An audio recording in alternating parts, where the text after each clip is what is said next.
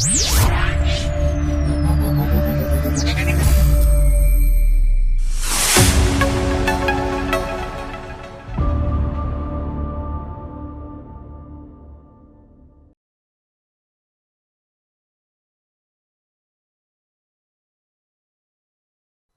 good afternoon, everybody.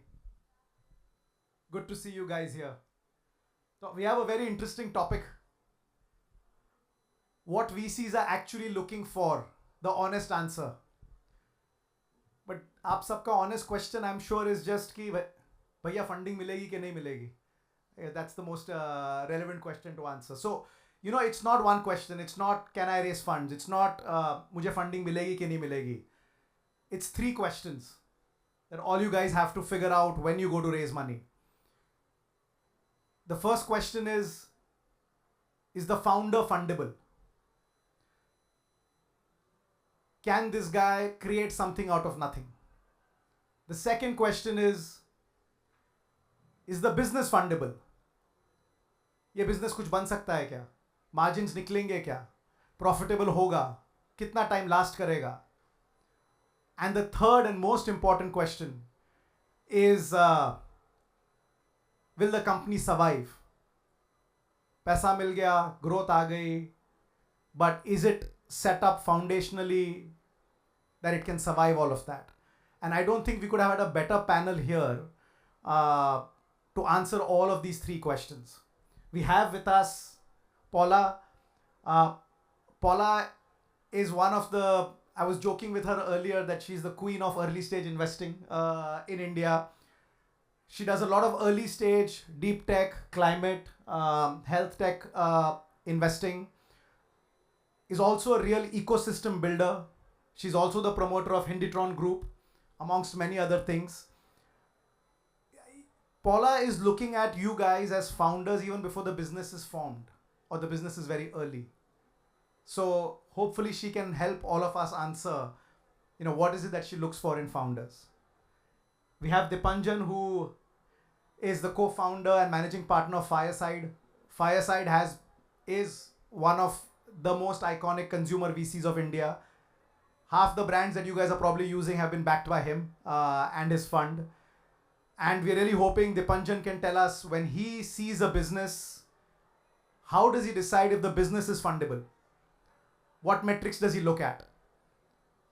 And finally, and this is one that none of us think about. We have Arijit with us. Arijit is a partner at Trifecta Capital. Trifecta Capital literally, created venture debt investing in India. And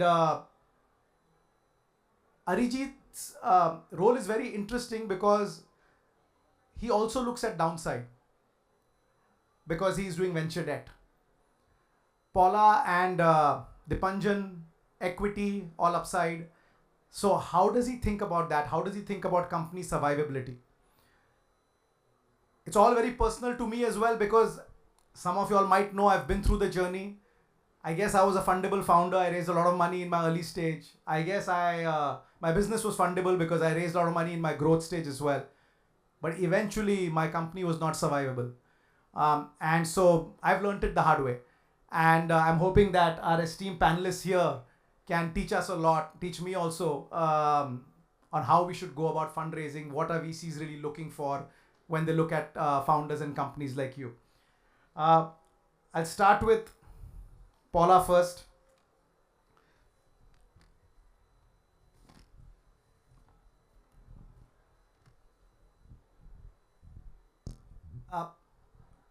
Ma'am, what makes a founder fundable? I'll start with that. When you look at a founder, he has nothing at that point of time. What makes him fundable? How do you see that? There is no mathematical formula here. A lot to do with how you judge the founder, but not just founder in isolation. Can be the nicest person. You may really like the founder. I think you have to put the founder next to what he or she is trying to build. And there has to be some sort of a fit there. And then you put yourself in that equation, because if you are looking to fund somebody, you are going to be like a partner. So there has to be some sort of a chemistry there as well. but the fundamentals have to match. So the founder not necessarily doesn't have to come for a consumer background to build a consumer brand, but must have a reason why they're doing what they're doing, a strong belief, a strong commitment, and definitely should be able to answer whose problem are you solving and why, and then the next would be how. I'll tell you, in 99% or 99.9%, the first pitch or the first Excel sheet for sure is never the one which sees even, you'll throw it away. It's never true even after 6 months. But the approach is what you judge at a very early stage. Of course, if it is at a slightly later stage where maybe there is a PMF, there is some hope of revenue and so on, then you view it with some sort of a math in it, some more detailed questions around the execution. But in the end, I must believe that this founder, however nice, however talented, however knowledgeable, must have execution ability. And that's how the company may have to pivot. I think most of the companies are funded at very early stage. I think more than 80% have pivoted. So the resilience of the founder is the one key metric that we sort of judge. Somehow there is some muscle memory, there is some reasoning that you apply, there is some luck as well. Of course. Ma'am, can you talk about one founder bet that would have made today that you would not have made in 2014? So, I'm making a lot of deep tech bets today. In 2014, even before that, we had tried and it did not work. I would not do any of like the space tech bet that I've made today. Awais was in college still, Pixel. When I made the bet, I would not have done it at the 2014 time frame, simply because the ecosystem was very raw. Where would he have got the next round from? Cross-border was not happening as much. Interaction with academia, with other technical people there was no belief in this sector. I tell you, even e-commerce was new at the time. A lot of the D2C vertical bets that are happening now, what Fireside is doing, we had, we look at a lot of them, something called M-Caffeine and so on. I was like, who would, do this? But I'll tell you, even at that time, I thought, who will buy specs online? And I did not invest in Lenskart, so I did silly things as well, right? So timing is very important. What the ecosystem is at the time is really important. Today, we are able to bet on things because the ecosystem has evolved. There is depth in the investment infrastructure. There are also different types there was no debt at all at the time. So any company that requires working capital, I would not have invested in 2014. Banks wouldn't even understand what we are doing. So anything that requires working capital, deep tech partnerships, like space tech or defense tech, things which require,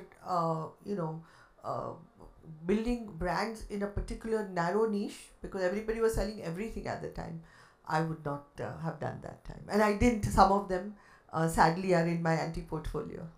Very interesting. But founders, resilience, conviction, belief, and हम लोग वो इतना घंटे, इतने दिन, इतने महीने spend करते हैं वो PPT और Excel sheet बनाने के लिए for that pitch. And as ma'am said, eventually that is never what happens. So thank you for that. That was very helpful. Dipanjan sir, I am a consumer guy. So it's so exciting to have a fund like Fireside out there backing consumer brand ideas. My first question to you, sir, similar to what I asked ma'am. For you, when you're seeing a business, it's not, you see some kind of PMF, some product market fit is there, some numbers are there. If you can simplify it all for some of the guys here who probably want to speak to you after this panel, how do you evaluate a business? Very simply, when you're sitting in that IC meeting, how do you evaluate the business? That'd be great. I would not repeat what ma'am said. I think founder sits at the very core center of any of our decision. It's really the resilience, the vision with which somebody has started, is really 80% of the decision. But the rest 20% is really understanding, does the founder or we really understand what product market fit is? And I'll give you an example. 6-7 years back, some of our early deals, there used to be one channel which was Amazon or maybe Max Flipkart. There was D2C, and you do some revenue. It used to be a tough thing to sell online without putting really a large amount of performance marketing money, right? So if you get to a revenue of certain scale of, let's say, 50 lakh rupees or a crore, I remember Mama Earth, when Fireside, when we invested in Mama, it was doing 30 lakh of revenue, right? But there was a genuine understanding that what that 30 lakh rupees of revenue really means, right? Who is the consumer? What channel? What is the consumer? What is the feedback from the channel? But today, fast forward 7-8 years, there are 10 such channels. The maturity of the market is very, very high. The ability of anybody to scale to not only 30 lakh but to a 3 crore revenue is very quick today. But when we then go down to the level of understanding what does this revenue reflect on the product market fit, then the question becomes much tougher. So to simplify the answer, and for anybody building in consumer or any business, is the genuine understanding of what product market fit is. Can you charge a premium to the consumer who is looking for the innovation which you have done, and at that price you're making a decent amount of gross margins and unit economics? That full cycle is really a product market fit. In a lot of cases, we come across saying, look, we will burn for the first few years. Yes, my CACs are much higher, but this is what the future may look like. This kind of repeats might happen.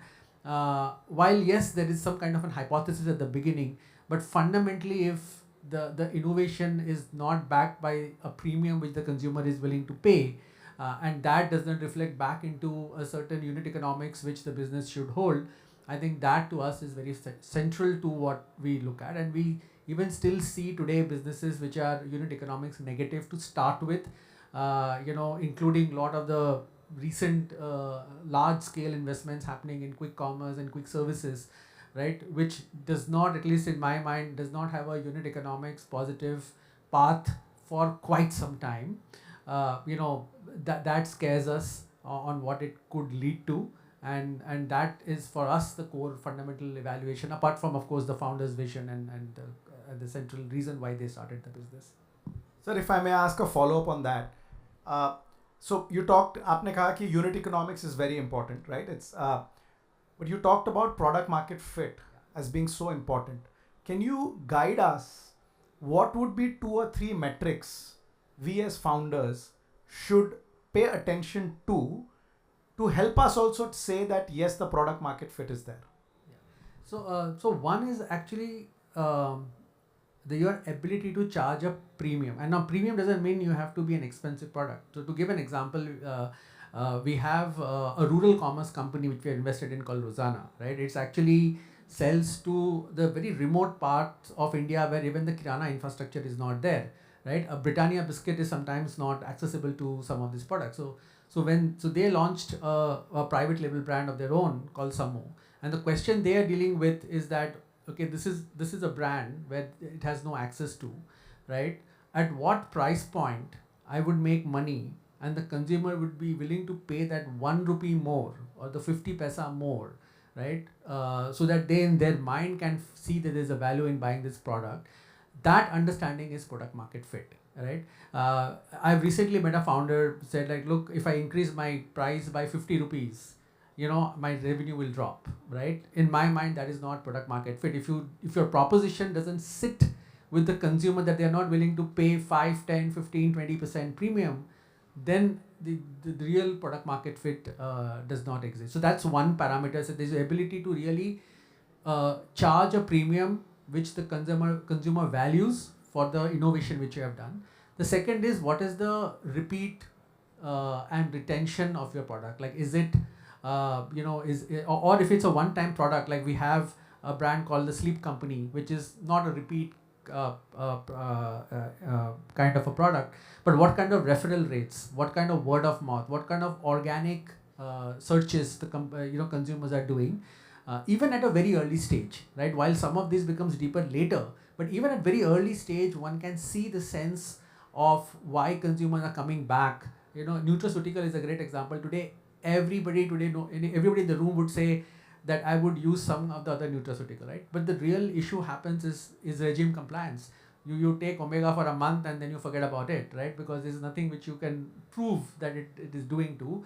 But the brands who are able to set a repeat regime with the consumers eventually end up scaling businesses versus just buying a great product one time. So repeat, retention, ability to charge premium, therefore a healthy economics. I think this combination is really product market fit.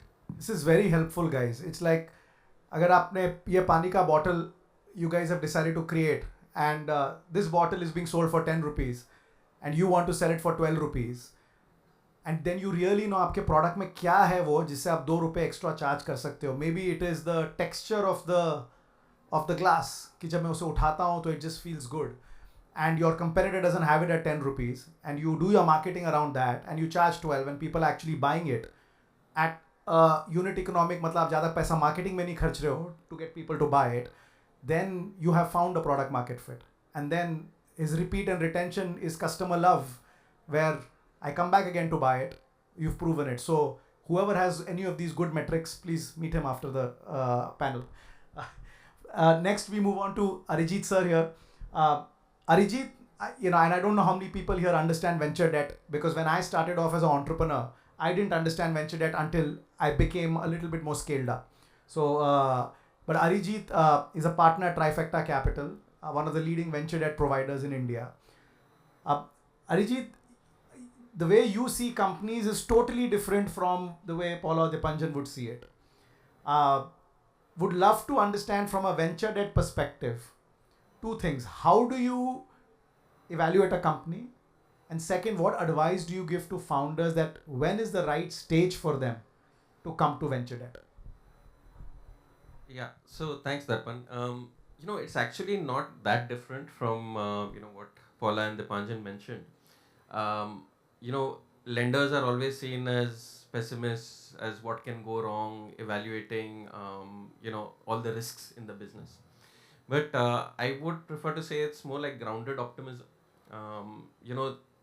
The mere fact that you're putting capital to work is an act of optimism, that you're hoping the business will grow, it will scale, it will perform and return the capital, right? And that's true for all of us. I think the difference with debt is we cap, what we expect back from the company, but we do expect it in a shorter time frame, right? So debt has a structured kind of payment schedule, unlike equity, which is a partner for a very long time period, right? And hoping things really work out. Hence, I think we look at things within that time frame and try to evaluate if a business can actually return that capital within that time frame, right? So within that, of course, we will look at team, we will look at product, we will look at product market fit, and we will look at the market size in general, right? How big can this company grow? Because venture debt essentially is two words. It's venture as well as debt, right? So we do want the company to grow disproportionately well, and hopefully be able to survive and return our capital back. I think the couple of things which are different in venture debt, we come in at a slightly later stage of the business, and hence there are a lot more metrics to look at. We ask the founder to first build conviction that he can return that capital, right? So nobody knows their business as well as a founder does. And so we ask things around predictable use cases of capital, right? Things like working capital. So if you expect your customer to pay you within a certain time period, and that's been proven, debt is a very smart way to finance that. You expect your customers to pay you in 2, 3, 4 months. You take a loan for a couple of years and you rotate that capital multiple times. It comes at a much lower cost as compared to equity. I think most people don't realize, but equity is not free. When investors give you capital, they expect an outcome, right? Similarly with debt, so we charge a fixed kind of interest rate, and we come in usually after your Series A funding. So the right stage to look at debt would be possibly when you have already raised somewhere between 5, 10, 15 crores of capital, right? Because that's a business which has started working. It has shown some proof of life. It's not just an idea, but there is execution happening on the ground, and there are metrics to look at, and lenders can actually evaluate whether there are predictable use cases where you can return the capital. So that's essentially how we look at any business. Working capital could be one use case, but there are multiple other reasons why companies have taken venture debt to fund capex. Increasingly, we are seeing companies doing work in deep tech, which is more manufacturing, more building hard physical objects, and those things require a lot of money, right? And while equity can hold your hand to build a prototype, once you get into production, once you get into manufacturing, you do need debt, and venture debt can help you on that journey. Arijit, since a lot of us debt becomes new to founders, what is the one thing that you've seen when you give out a term sheet for venture debt? What is the one thing that founders usually don't understand on the term sheet? So, I think most founders here have not raised debt before, and their experience with debt has been usually banks, right? So everybody has heard of interest rate. They would have some idea. Hopefully, they have a CFO in place who can guide them onto what that interest rate means in terms of their business cash flows. But one thing they don't understand often is something called warrants, and this is something we educate founders on. Venture debt, unlike bank debt, tries to participate a little bit in the equity journey of the business.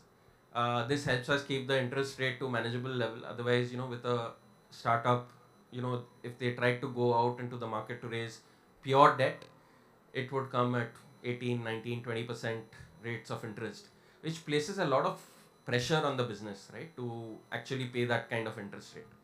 So we charge lower rates, but we, to compensate for that, we try and participate in the equity journey through an instrument called warrants. Think of it like equity options for those of you who know. FNO, I think, is very popular amongst the youth nowadays. Equity options is a way for any investor to participate in the upside growth of the business. So in a portfolio of 100 companies, if 5 or 10 companies have delivered outstanding results and they hit the public markets, we have participated in that journey. So I can give you a couple of examples. Shadowfax, which listed earlier this year, was a portfolio company for us. We entered around their Series C round, and the company has done exceptionally well, and we have participated in that journey. So explaining the nature of warrants, the reason for warrants, and why a lender should work with a company and take warrants, I think that's something which takes some time. But founders, get the logic and the rationale behind it, which is why 250 companies have worked with us. So. Yeah, it's very logical. See, a bank is not going to give a startup debt. Hone nahi wala, right? Mostly the startup is burning a little bit of money. So venture debt comes in and bridges that between equity and what a bank debt does. Takes a little bit of the equity upside through these warrants, and the interest rate is also manageable. So it's a very interesting thing to explore as you guys go around your fundraising and capital structure journey. Acha, the biggest challenge I faced, or I see most people face when they're trying to raise money, is access. Okay, how do I get in front of the right VC, right investor, and tell them my story? It would be greatly beneficial, including for me, if all of y'all can give us one tip, one hack that you've seen that allows people to get access, because I'm sure y'all are inundated with hundreds and thousands of messages on LinkedIn, people getting a WhatsApp number, sending it, emails, and the warm intros only a few people can get, people who are already have some access, and they find a way to get to you. Is there any tip that you can give, in general to founders and entrepreneurs that that can help us in the access to get to investors? I'll start with you. Well, I'll tell you what not to do. Please do not send a 100-slide deck as an attachment. Really, and don't be a lot of emails that we get. I'm sure all of us are sort of presumptuous that you better look at our this thing. So I think be very honest, be sort of clear and lucid. And if it is a big problem you're solving in an innovative way and you have something really to show, it will appeal. Typically what we do is all of us have teams which will look at everything that comes our way, but there's a funnel, right? There are some filters that we put. It has to match our thesis, it has to match our sector, stage, kind of fundraise. I mean, people sometimes at early stage want to raise straight off 100 crores and show up a revenue in the first year of 100 crores. So be realistic, be pragmatic, and honestly try to understand what this VC or this investor is looking for. Look at their portfolio and write something that will connect with them. You have to understand that there are hundreds. Everybody gets messages and decks, but definitely do not send a 100-slide deck. And many do send that. Dipanjan.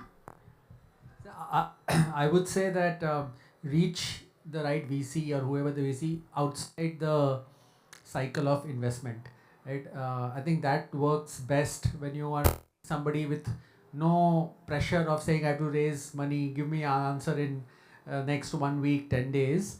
In fact, 70% investment we have done is not when the founders were raising capital, right? It's when you proactively meet somebody, you know there's engagement which is more on the business side, what we can do more.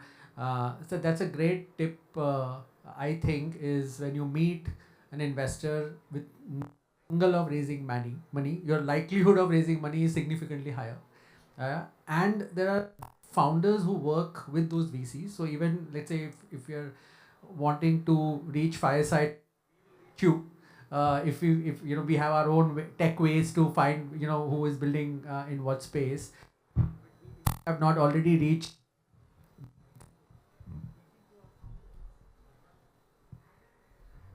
Reaching through some of our founders could be very beneficial. So a lot of referrals through our network who said, hey, this is an interesting company building in XYZ space. The founders want to meet just to brainstorm. I think that's the best time when most of us spend time on. The usual fundraisers actually sometimes, most cases, not even the partners or some of the senior folks don't even meet. If you send a cold email and you say, hey, I'm raising $1 million, I want this thing, I'm talking to 5 different funds, or through a banker, right? I think that's the worst way to reach VCs. So I have I agree with a lot of what Dipanjan and Paula said. I'm also a failed founder, so I have a slightly, more empathetic view of this. We tried to, we raised a very small seed round back in 2015. Then I couldn't raise the next round. But I also learned a lot of what doesn't work. But, frankly, what works is, people don't see networking as a natural part of business. But if you meet more and more people, you will get those warm leads, those warm referrals, and that's where all the investments really happen. So don't ask for money, ask for advice. Reach out to as many people as you can. If you ask for advice, you actually get the money. So reach out to as many people as you can, and articulate with clarity, understand what you are trying to build, talk to as many customers so it comes across very clearly that you are doing the work, right? That's what builds confidence. And nobody will usually give you money enough one meeting, right? Unless you are some spectacular speaker. So actually maintaining a cadence and updating the people who seem interested in what you're building very regularly, right, on a monthly or a quarterly basis, saying, hey, this is what I tried this month, this is what I tried this quarter, this worked, this did not work. That builds a lot of confidence, right? It shows you people that you are diligent and that you are conscious of their time and you're making progress, right? Those are very, very important things to an investor. So if you follow these practices, sooner or later, you need one yes, right? And you will convert. But you have to keep at it. It's tough. I know because I couldn't do it. But now on the other side, I see, what really works is don't disregard the analysts or associates in a VC. The partners, like Darpan said, get inundated with emails, cold messages. It's just not humanly possible to handle, even with AI. But the analysts and associates, their job is to screen a lot of this, right? So reach out to them, have that first conversation. If you get them interested, they will pitch for you within the fund. So that's how decisions really get made within a fund. And yeah, just reach out and keep at it. Thank you. This is the most valuable last 5 minutes, because अगर access ही नहीं है तो क्या pitch करोगे आप लोग, right? And if I just summarize what they said, one is ये आपका 24/7 job है to network and keep meeting people with the hope that you will also get connected to investors, especially when you don't need the money, as Sir said. And as Arijit said, you'll have to just keep at it. Once you keep doing that, and then you're actually sending something, as ma'am said, please send something not presumptuous. Just be very clear what problem you're solving. Don't talk about it's going to be a $20 billion company in your first email, right? This is the problem you're solving, and you would like a meeting. But I think if you follow some of this advice, because it's not easy, investors are inundated with thousands of calls and emails. Just keep at it, keep meeting people. Don't ask for money all the time. Hopefully you don't need the money all the time, and start the relationship then. And so when you need the money, hopefully it gets done. So I think with that, I really want to thank our panelists, guys. This is a great panel. So thank you so much, three of you.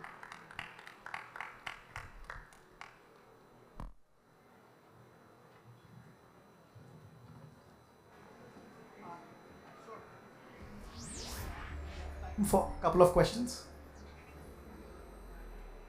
Yeah, no, sorry. Okay. All right. Well, hopefully you can catch them off the stage. Thank you so much for the lovely panel.